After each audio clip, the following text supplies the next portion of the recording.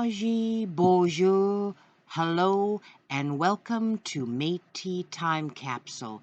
I'm your host for today, Alexandria Anthony. Our Métis history and culture is to be celebrated and shared by all. Our history is in our DNA. Our ancestors continue to live on with each story told and with each breath taken. Our rich heritage belong to all Métis. Our culture, and in my opinion, our culture and history should never be a part of any political agenda. That's very, very important. We are all connected by kinship and community. We know a sense of community, kinship is very, very important to all Métis out there. Our Métis ancestors sacrificed so much for us to be where we are at this very present moment in time, and we must continue to share our stories so they will live on into infinity. And our youth and our children, as we know, are our hopes and dreams for the future. Very important that they know where they've come from so they know where they're going. I have a huge passion for Métis history and culture. I've been at this for many, many years, and I think it's exciting once you learn your culture, your heritage, and you share it with your children. It's such a gift. So keep sharing those stories with your children. Sit with an elder. Learn as much as you can about your culture and heritage. Be proud of it. Today's show is something that I've read about many, many years ago, but I think it's very important to keep bringing these stories of these amazing Métis people, keep them in the forefront for our future, keep discussing them. Today's episode is about Edouard Beaupre, also known as the Willow Bunch giant, and he was born January 9th, 1881, and he sadly passed away July 3rd, 1904. Of course, he was born in Willow Bunch, Saskatchewan, and near the end of this segment, we'll sort of discuss more about where Willow Bunch is located for all of you that want to take a trip, visit. I think it's well worth the trip to check out Willow Bunch, Saskatchewan. He was the eldest of 20 children of Gaspard Beaupre, a native of L'Assomption, Quebec, and Florentine Pichy, a Métis woman who was with some 60 families from Red River Settlement in Manitoba that had fled to Willow Bunch during the 1870 uprising. Edward Beaupre really is a legendary figure and a strong man. It has been said that Edward weighed between 9 and 14 pounds at his birth, so that's quite a large baby in the 1800s and even into modern times. His growth was normal until he reached the age of 7 years old, and amazingly, at 9 years of age, he was nearly 6 feet tall, and at age 17, he was already 7 feet 1 inch tall. Totally amazing if you can have that visualization. And another amazing fact that I uncovered is that he learned to carry on conversations in French, English, Cree, Sioux, and also Michif. So very, very talented, and another way to, and it's very important for Métis Indigenous people to keep our languages alive for the future. According to a source, as a child in the 1800s, he dreamt of becoming a cowboy. And what little boy hasn't dreamt of being a cowboy, whether you're in the 1800s or modern times? who wouldn't want to be a cowboy? He was also a very talented rider and roper by the time he reached his teens, and Beaupre quit catechism school at the age of 15 and took a job on the range. But sadly, his career as a cowboy was over in a mere 2 years. And also, his father worked as a freighter for the trader Jean Louis Laguerre, who was a cattle and a horse rancher and also Beaupre's godfather. And for several years, he accompanied his father on his trips to Moose Jaw, Saskatchewan, Regina, Saskatchewan, and Montana in the United States. And sadly, having to abandon life on the ranch, Beaupre began to tour. And for the young man who would later be known in cities across North America, and I can just see this in lights as well, he was known as the giant. And again, sadly, his dream of being a cowboy and having a job on the range had ended. He was known to display his great strength by bending iron bars and lifting horses onto his shoulders. And at the age of 21 years old, he was already at a towering 8.5 feet in height and weighed just under 400 pounds. I can just visualize all that. It's just absolutely amazing. And it took 6.5 yards of fabric to produce one of his custom made shirts. And the giant, as he was known, got his start in show business. And I think it's a very derogatory term. I really don't like this term. Throughout various sources that I did read, they use the term freak. Edouard Beaupre certainly was not a freak. He was a Métis, and he was a human being that should be shown respect and dignity and not be using the terminology of freak. And when a neighbor, Andre Gaudry, suggested it might be a good way to earn money for him and his family, that's when he got into show business. Gaudry and a friend of the Beaupre family named Albert Laguerre went with the 17-year-old on a North American tour. Can you imagine in the 1800s a 17-year-old boy or youth from Willow Bunch, Saskatchewan, going on an amazing North American tour that included such cities as Winnipeg in Manitoba, Montreal, Quebec, Buffalo, New York, Chicago, Illinois, and also including several cities in the state of California in the United States. And really, in no time, Beaudry had an agent, a showbiz agent, and had a regular job touring in a circus. And Beaupre, it has been said that he was able to lift a 600-pound horse on his shoulders, and as we've mentioned previously, was able to bend iron bars. And it's also been said that Beaupre was under the guardianship of, again, Andre Gaudry. And always between tours, and that's where you get your sense of kinship and community.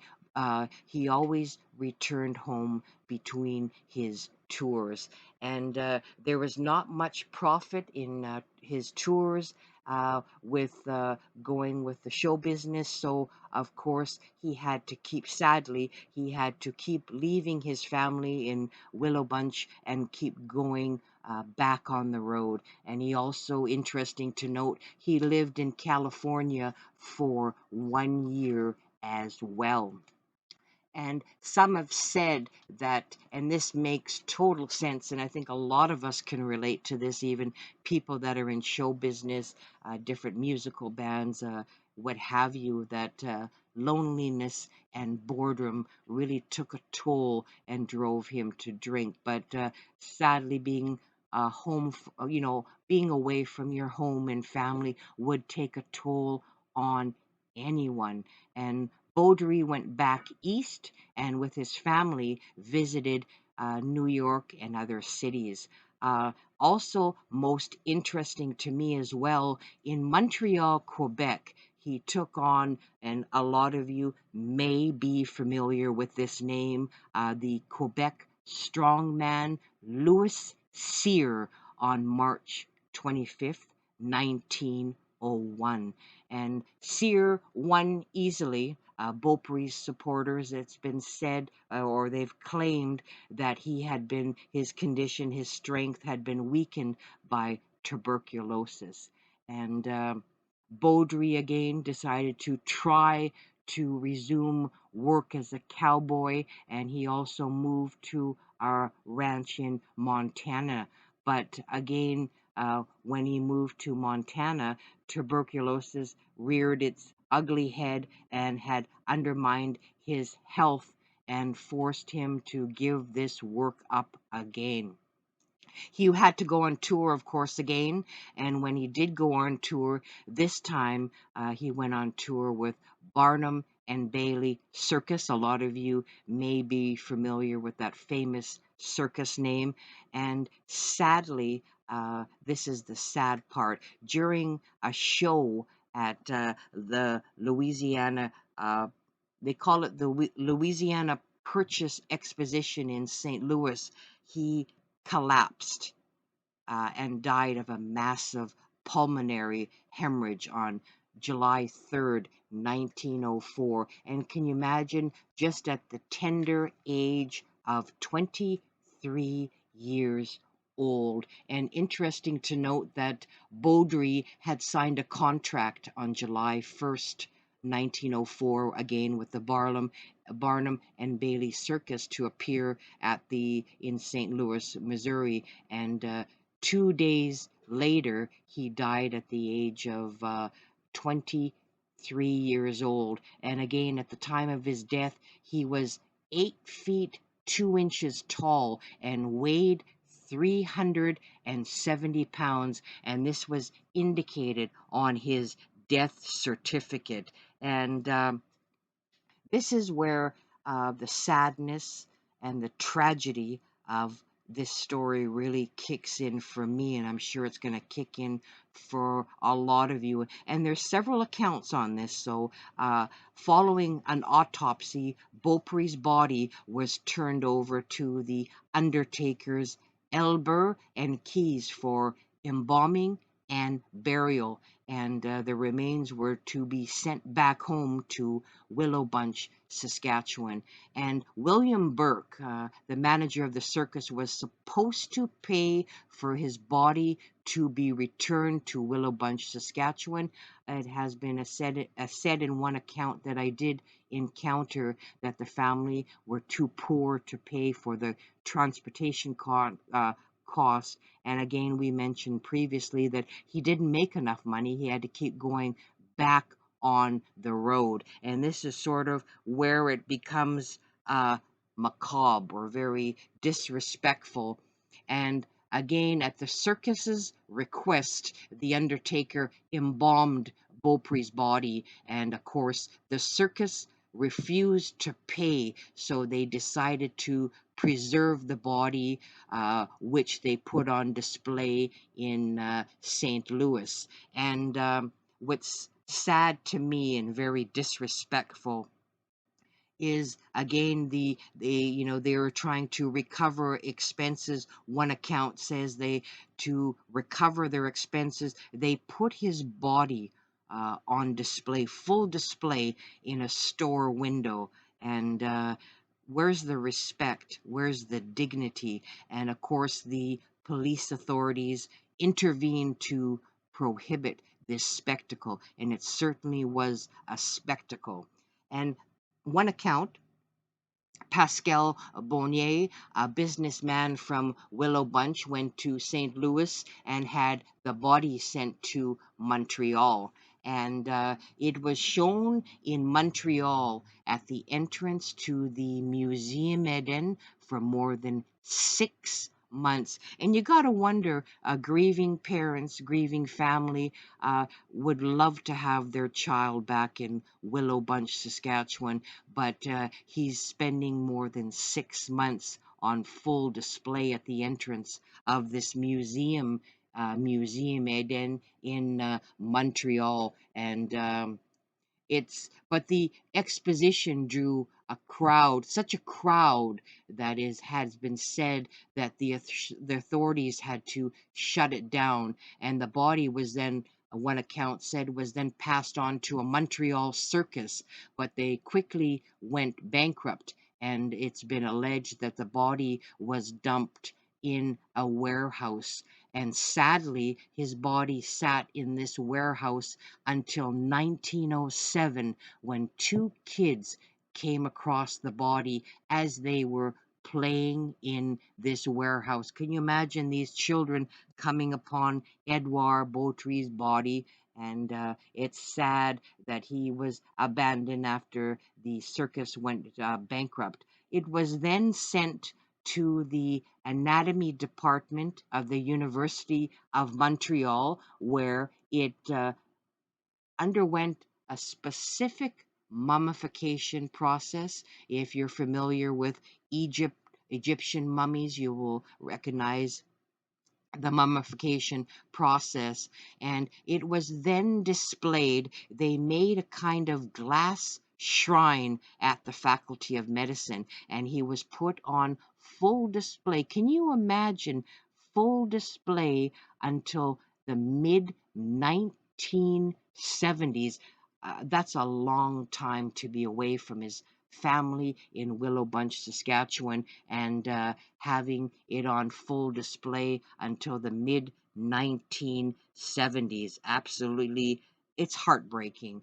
And according to another source, a J.H. Noel, who was with Beaupre, and this really tugged at my heartstrings, he describes Beaupré's last moments before he died, and I quote, "Around 11:45, the presentation finished. At midnight, feeling very tired, he drank a cup of tea. Instantly, he felt a sharp thoracic chest pain. He began coughing and spitting blood. I showed him the blood. He remarked that he had a burning sensation around his lungs. He tried to undress, but he was unable to undress. I convinced him to see a doctor. He accepted." Then Edward added, and another quote, "I will die. It's so sad to die so young and so far away from dear parents." End of quotations. He asked for a glass of water. I ran to get water, and at my return, he was already unconscious. The ambulance transported him to the emergency hospital where he died a few moments later. End of quotations. How so very, very sad.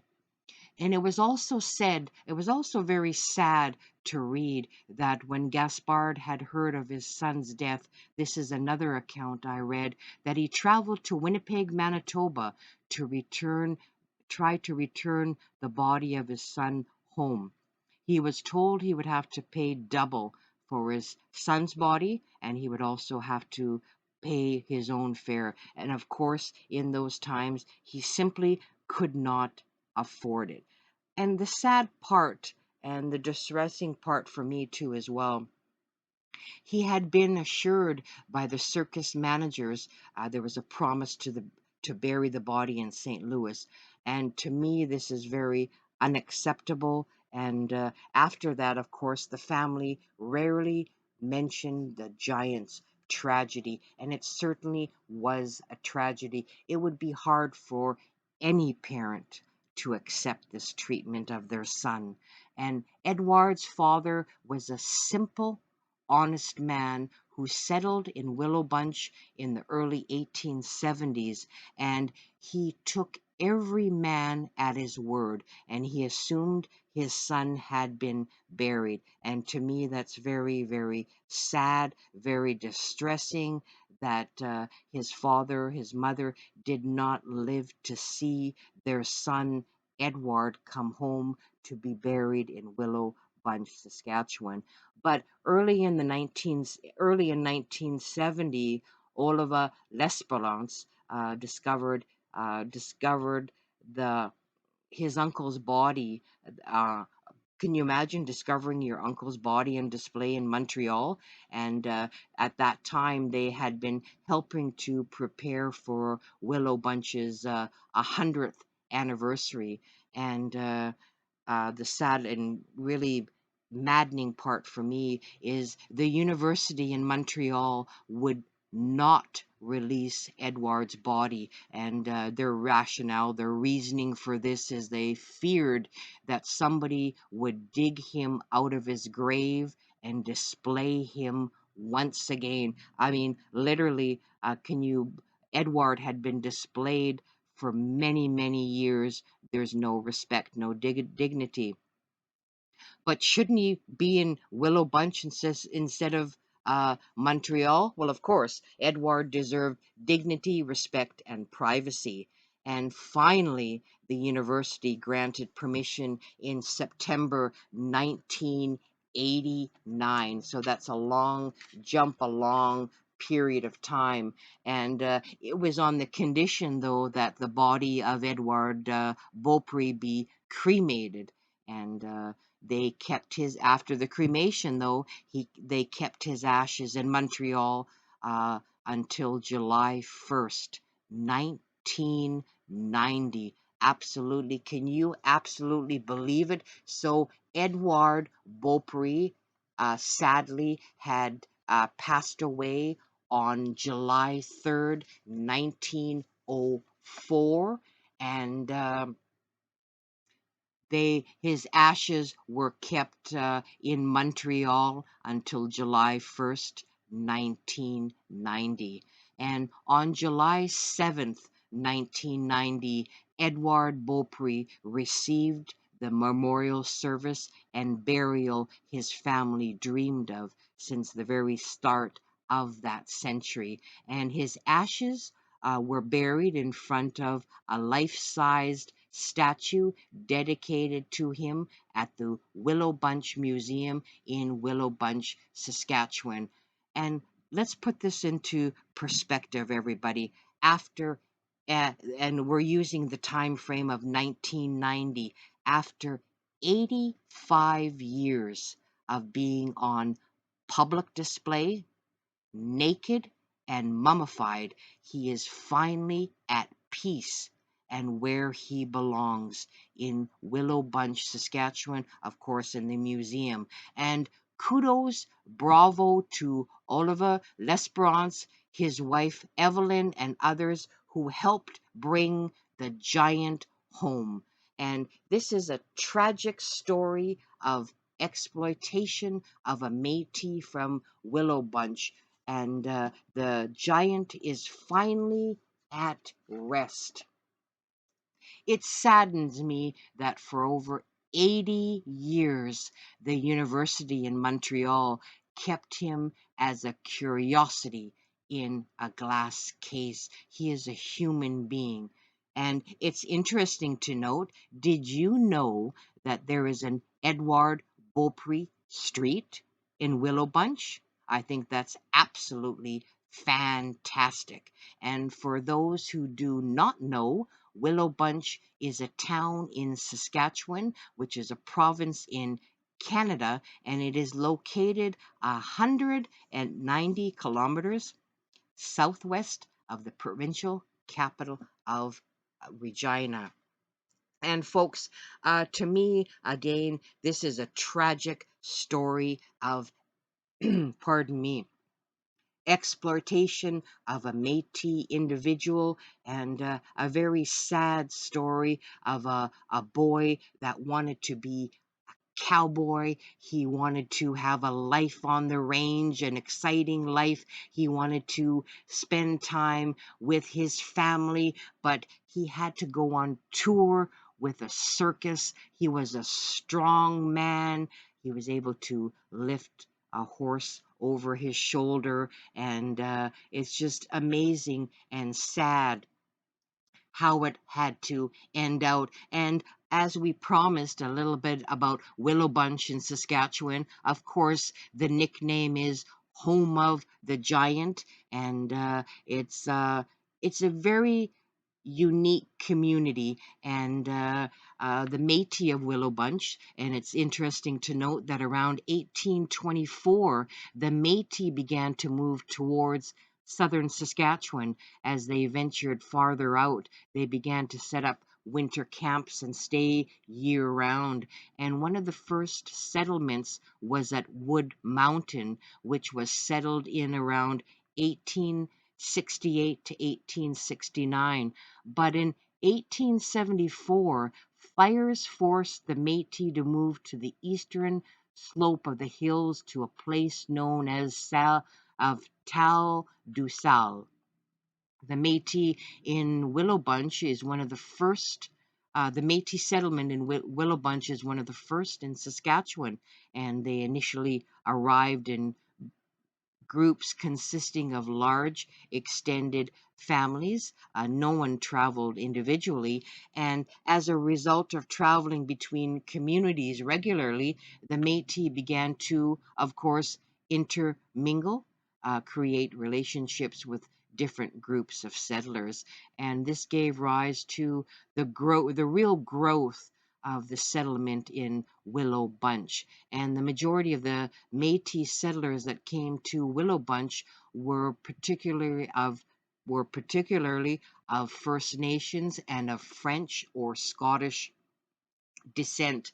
And at the end of the 1860s, many Métis settlers moved towards Wood Mountain, Saskatchewan, from the Red River Colony, Pembina in North Dakota, and other communities in the Northwest. And of course, they came in search of bison. And soon after the arrival of the Métis, Jean-Louis Laguerre set up a trading post in Willow Bunch, aiding the Métis as a trader of bison goods. And nearing the mid 1880s, there was a decline of bison in the Wood Mountain region as a result. And some of you may or may not know that this was a result of the United States government's attempt to starve out Sitting Bull. And with the end of the bison hunt, the Métis began their life as ranchers. And it said they brought their stock and expertise to Willow Bunch. And as we all know, no one knew more about horsemanship and training horses than the Métis did. And the Métis population in Willow Bunch became really known as a hub of the first tentative ranching operations in southwestern Saskatchewan. And the Métis originally referred to the town and its surrounding area as Tal du Sal, which means clump of willow. And this nickname soon gave rise to the town's name of Willow Bunch. And it's also interesting that the red willows found around Willow Bunch were a very important factor in everyday lives of the Métis. The multifaceted willow played a large role in their well-being, and this is a quote. In spring, our women harvested the supple young shoots to make baskets. Our men fashioned the wood into pipe stems, emergency snowshoes, snares, wooden nails, whistles for the children, beading looms, and frames for stretching hides. Rotten willow wood was used to smoke hides. Green willow branches were burnt to smoke meat. We twisted the inner bark fibers into temporary rope, twine, and fish nets, and they weatherproofed rawhide by wrapping it in willow bark. And they also used the willow branches as lathing for their houses. Our men scraped off the inner cambrium layer and added other ingredients such as a bearberry to make a smoking mixture. It's kinnikrik.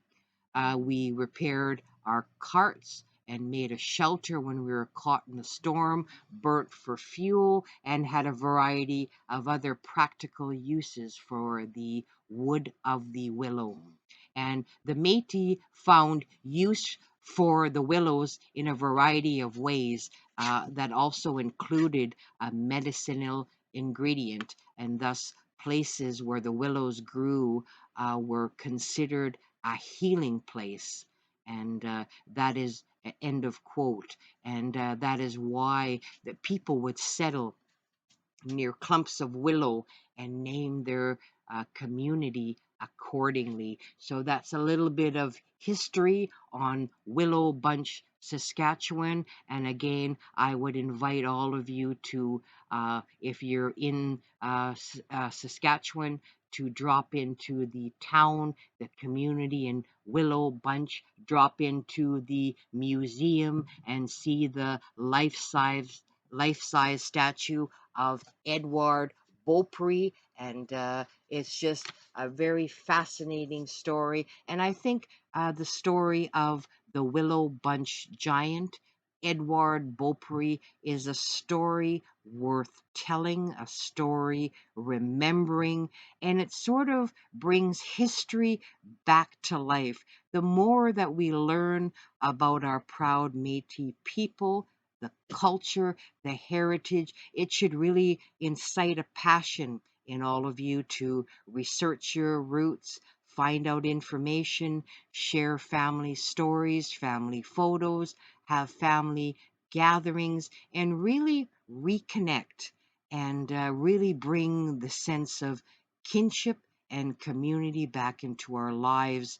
And be proud of who we are. Be proud of who we are as Métis people. So again, I like to thank you all for listening to this episode of Métis Time Capsule. I'm your host, Alexandria Anthony. I'm a proud Métis. I'm also a Cuthbert Grant Jr. descendant. And again, I have a passion for all things Métis, and everybody, our Métis history, culture, heritage should be celebrated and shared, and just we've got to keep it alive into infinity, and we really need to be proud of who we are and where we've come from. So until next time, everybody, thank you very much. Take care and stay well. Thank you.